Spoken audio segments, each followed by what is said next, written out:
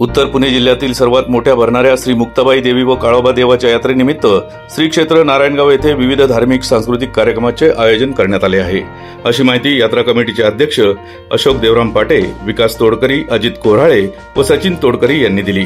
शनिवार दिनांक 4 मे पासून यात्रेनिमित्त सतत 8 दिवस तमाशा कार्यक्रमाबरोबरच छबिना मिरवणूक, देवीला चोळी पातळ, शेरणी वाटप, आकर्षक घागरी मिरवणूक, शोभेचे दारूकाम, कुस्त्यांचा जंगी आखाडा तसेच श्री शाहू फुले आंबेडकर यांच्या जयंतीनिमित्त मिरवणूक आदी विविध कार्यक्रम होणार आहेत। या निमित्ताने तमाशा फडमालकांच्या जयंतीचे कार्यक्रम देखील होणार आहेत। यात्रेनिमित्त चंद्रकांत ढवळपुरीकर, अंजली नाशिककर, पांडुरंग मुळे मांजरवाडीकर, मालती इनामदार, विठाबाई नारायणगावकर, मंगला बनसोडे व नितीन कुमार करवडीकर, जगन कुमार सह हौसा वेळवणकर व प्रकाश अहिरेकर या 8 तमाशांचे लागोपाठ कार्यक्रम होणार आहेत।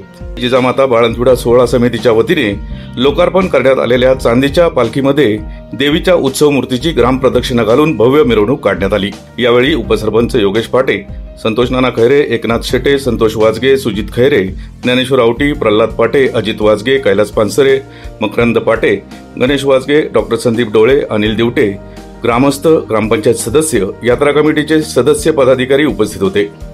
याच बातमीचा आढावा घेतला आहे आपला आवाज न्यूज नेटवर्कचे कार्यकारी संपादक किरण वाजगे यांनी। पाहूयात।